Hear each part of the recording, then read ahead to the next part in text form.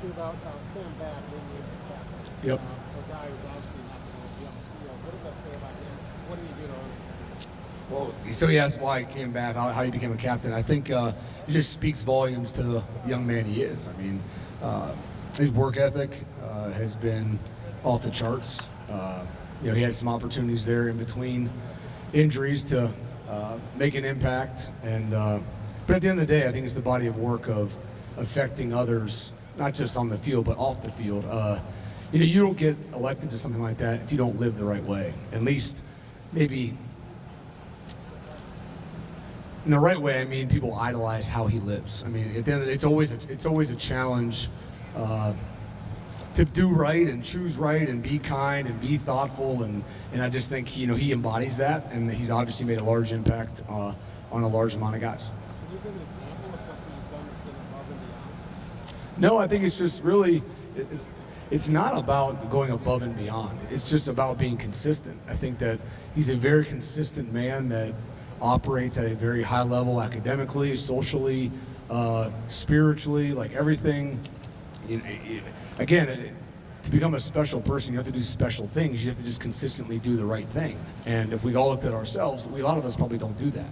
And Cam just lives at that ultra, high consistent level of just being a great person and always finding value besides just catching a football, which is minimal. So, yeah, that's probably why the impact in he was like the captain. What do you see that's better about Chris Olave than this time a year ago?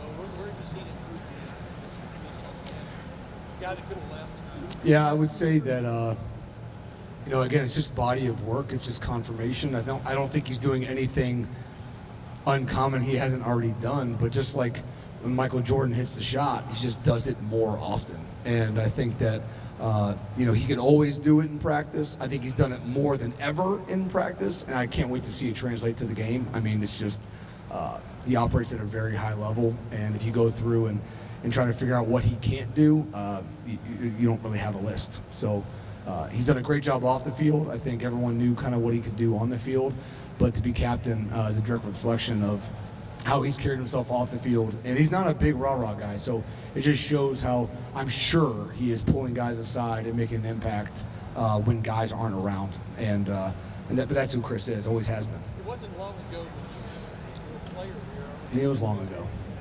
We gotta stop saying that.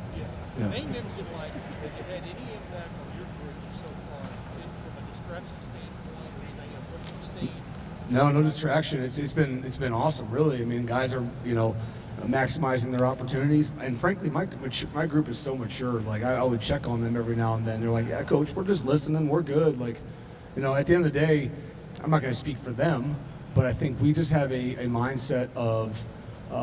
There's a lot of great opportunities. We're going to take the best opportunities. It's going to be quality over quantity, per se, based on the guys. And the guys, really, I think, and again, just speaking with them, it's not really a large topic in our room. They kind of get it handled themselves. They know I'm there if they ever have any questions, but it just seems maybe they're probably just living a little easier. It's not like it's a I don't know. And again, I don't really know. Again, it's not a topic that we talk about. They know I'm there for them. I've given them examples. But as far as breaking down how each guy is doing, that's really not something we talk about at this point. It's all football oriented, Ryan, having that shoulder cleaned up for Julian, what difference has that made for him? Yeah, it's been awesome for him. I'm happy for him. He just runs around like a freight train, and just he's been doing such a great job. I think you'd be interested to hear, what Coach Parker Fleming thinks of him in special teams and what I think of. I mean, he's making an impact across the board. So him going to clean that shoulder up and play basically healthy in the first time in the last 3 years, you can tell he's just gaining momentum, which has been awesome. The combination of COVID and shoulder, the limited practice he has, do you look at this as basically another freshman year for him, or am I reaching? No, I mean, yes and no. I mean, I don't hold them to frankly, I don't have anybody in my room I hold to a freshman standard. So, at this point, I would say it's amazing what they've missed out on. I mean, again, a normal season, have a great season. You play 14 games, 15 games, and most of these guys have only played 6 or 7. And that's a half of a freshman year. let alone lose spring ball, let alone lose camp, let alone, I mean, the amount of lack of development is off the charts. And I think we've done a great job trying to make up ground individually. But at the end of the day, I think it comes down to the individual maximizing opportunities. And him and Jackson and other guys across the team, but in our room, have done a phenomenal job of that.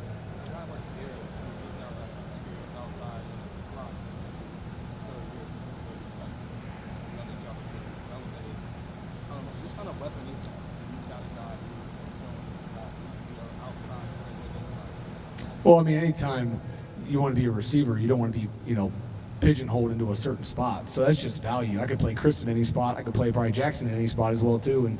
And that's just how they're developed. They're not developed to be like, slash players. It's just about being a great receiver and getting the best three guys in advantageous positions, because at the end of the day, if you turn around and go 12 personnel, or you're in a bigger set, those guys that are quote unquote outside guys become inside guys, and if you're pigeonholed into a certain spot, you're not really that great of a receiver. You might be a good football player, but being multiversed and being multifaceted is what we always strive to become, and Garrett embodies that.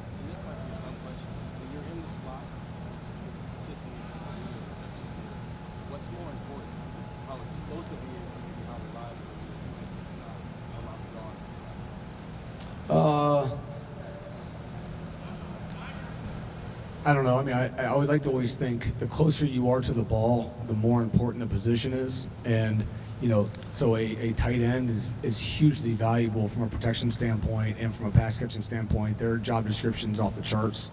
Obviously the center, I mean, you don't get much closer than that.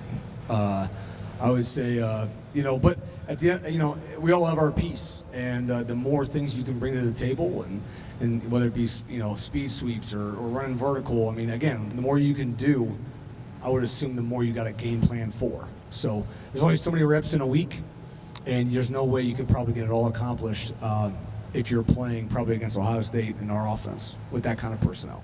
Ryan, it seemed like Marvin was kind of ready to go with that in the spring. It seems like Emeka has closed that gap and kind of become ready. Have you seen that from Emeka? What did he do over the summer to make him ready? I mean, no one shows up ready to go. I promise you that. Secondly, I would say that they've all continued to grow. We just talked about the group last year missing out on spring ball and that precious development. And again, all three of them, Jaden, Emeka, and Marvin, are glaring examples of how much time you can make up through spring and through the summer. That being said, Chris Olave came in June, and he still had an impact as a freshman as well. So not everyone's, it's not a cookie cutter process. Everyone has their own paths, but obviously time on task is always very valuable. And I would say everyone in the room has absolutely maximized that. So from a growth perspective, everyone's grown exponentially over the last probably 6 months. How is Jackson now? I would just, again, it's not about anything more than body of reps and consistently seeing different looks and executing at a high level. A lot of these guys get here because they can do a lot of things in 7-on-7, but that's not fully football, right? I mean, it's all about taking meetings to the field, implementing offenses, being mistake-free, executing at a high level all the time, not just the Twitter highlights. So, there's a lot that Jackson's grown with, big time. I would say his dominant presence in the run game through spring has been really good. That's got to continue. And then again, I think he does a really good job spatially of finding spaces and playing ball. It's just always making sure that we're doing what we're seeing. Pictures change all the time. What we see in college football is not what normal people see. We see a lot of movement, a lot of pressure. So there's a lot of football learning mentally that happens, especially again in those slots. Just to clarify, when you say dominant presence in the run game, are you talking about him as a blocker? Or are you Yes. talking about him as a blocker? Blocking. I don't know if I lost my speaker. Oh, you turned it down. Okay. It was loud. What's up? You guys are 8 days out now. How ready, how set is this room in terms of what you put on the field if you had to win one? We're pretty darn close to being game ready, if you ask me. I mean, I think that you're never, again, what's game ready? Yeah, based on game one. If we're still game one, then we are game 5. Shame on us. So, game ready in comparison to week 1, we've done a really good job.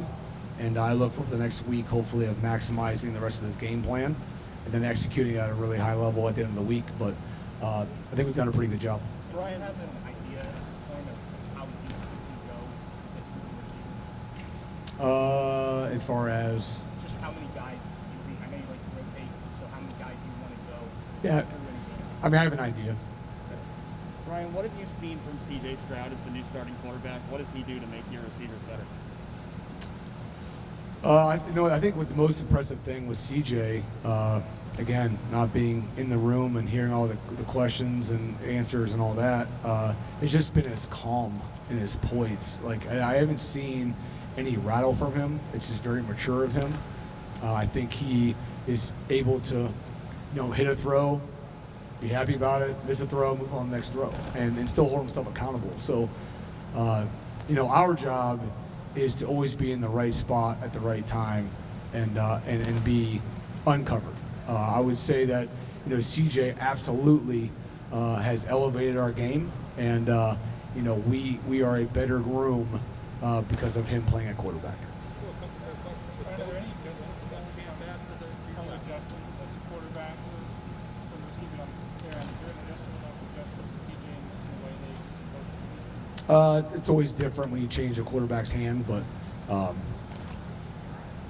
time on task, we're pretty well adjusted.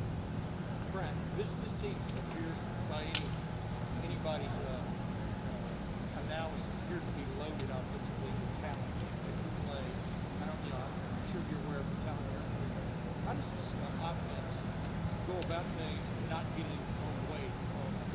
Do you agree about the talent level here? Yeah, I think we've done an immaculate job of identifying the right young men for Ohio State, and I think that not are they great players, but they're even better people. And so either if you are a great player or if you're not quite yet, if you're a great person, you will be maximized and you'll maximize your potential. So that those two things I think have would definitely attest that yes, we've done a good job with that. Great players and great people. But what I'm getting to is how do you guys coaches go about it so that you don't just go crazy about trying to do things and just stick to basics? What are the basics about this offense? Yeah, we need less time because right now we've had so much time on one opponent. It's really easy to continue to find new things. But to your point, as coaches, it's always a challenge, not a hard challenge, but our challenge is to always put our players in best positions to execute. They do a great job on developing as players, and it's our job to use their skill set and put them in proper position based on leverage or cover, whatever, to help them execute. Asking guys to do jobs that either they can't do or, are disadvantaged to do, shame on us. So, hope that answers your question. Brian, the rotation, I know not necessarily depth chart, but Olave, does he specialize at split end, flanker, slot? Like how do you envision, what's the He best specializes at receiver, position? Receiver, Yeah. okay. Where would you see him more often? everywhere. Okay. What's the best position for Fleming or Smith and Jigba? I mean, Receiver. They're all interchangeable. They're receivers. Okay. All right. Just a real dumb question, but just watching. I love your dumb questions. Watching Marvin Harrison Jr., for example, and Nick Cooper, two guys that really jumped out to me. They just seem to be, I don't know, 2 or 3 years ahead. I don't know. You watch them every day. I'm just talking about the arm running routes and catching the ball. They do. They are. They've done a really good job. I mean, I think the best thing they do is just taking meetings to the field and implementing things, and they have a great mental approach to it and playing the mental game. And they just, I agree with what you're saying. I think that the conversations are not day one conversations. We've moved quickly through those conversations to think about this, think about that, and I don't feel like they're overloaded. Now, that's how they live. They both have 4.0s. Well, actually, Marvin had an A-, but they're excellent, like in all facets. And Jaden Ballard as well, like, mid three point student that is doing, roommates. So again, I would say that, Jaden's still learning more from them, but he's at a much higher level too. So it's just been a fun room, and the conversations aren't 101. So. As you can tell, Marvin used to have dinner a lot with a Hall of Fame wide receiver. Yeah, probably a good chance. Yep. And, I know Chris has enough speed to kind of run by a lot of guys in the defense, but he seems very savvy and like has kind of grown in the way that he can sort of manipulate defenders and get himself open. Just, I guess, how have you seen him grow that way, and what do you appreciate about maybe his technical side of it? Yeah, a lot. I mean, get to a guy like Chris and Garrett, like these guys are operating on like a 1% basis, right? Like the improvements are minimal in the eye of others, and then but you see them every day, and you're trying to work on small little technique things, and no matter like this, so that's where Chris and Garrett have been. They can be very productive yet still not good enough. And that's the world they have to live in and operate in, and that's the self-coaching and self-dialogue. And so between Chris's manipulation of defenders and anybody, I mean, Chris is fast, but if you open up early and you take off, it's really hard to run by somebody when they're opening up. So how do I keep them square? How do I, attack leverages? How do I still transition at 4-2-5? So those are the things he has to operate with. And Garrett's so explosive, but how do I contain my explosiveness so I'm efficient? And so everyone's got their own little, bugaboos, if you will, and areas of improvement, but they're operating in a 1%, mindset of, when you're at 90% of what you're capable of, how do you just find 91 and 92? When you're starting at 60%, it's easy to get 5% a month. It's hard when you're at where they're at. So, but great growth by both of them, especially off the field. I think a lot of the growth has been off the field, which has translated to even on the field. Two more questions, guys. I mean, clearly those are your best two receivers that you might have those around the country. It seems like logical that Garrett's going to be in the slot again this year and Chris is going to be outside. Now, obviously, I know people are interchangeable. What did Jackson do to make you feel comfortable to take what Garrett was in the slot last year and move it outside so you could get Jackson more? I think it just comes down to best players can get on the field, best players play. And again, I mean, we keep focusing on the slot, and it's just someone's got to play there. So, once we again change personnel and get into different formations, and all of a sudden the outside guys, it doesn't change. So now, can some guys be a little better here or there? Sure. I mean, they're fractions of a difference, but we just try to maximize opportunity and formations and. But again, I guess to answer your question on Jackson, it's just body of work. It's the consistency level. Anything else? Yeah. Sorry. Yeah, you're fine. I might word this wrong, so I apologize maybe, but I'm just wondering with guys like Chris and Garrett, we talk about just how proficient they are. You watch them sometimes, and it seems they're really good at sort of changing their speeds within a route and using pace kind of to their advantage. And I imagine it's important for every receiver, but just how good are those two guys at that? They better not be slowing down too much because the quarterback's going to get killed. But and there's a little something to it. I would say it's more body language than speed.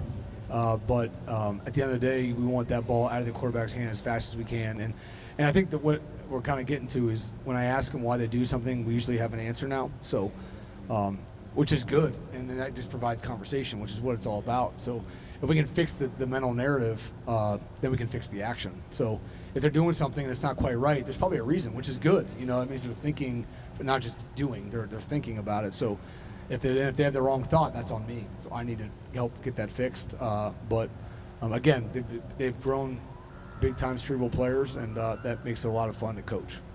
Coach, thank you very much. Yep, thanks. Thanks, Brian. Thanks, Yep, thanks, guys.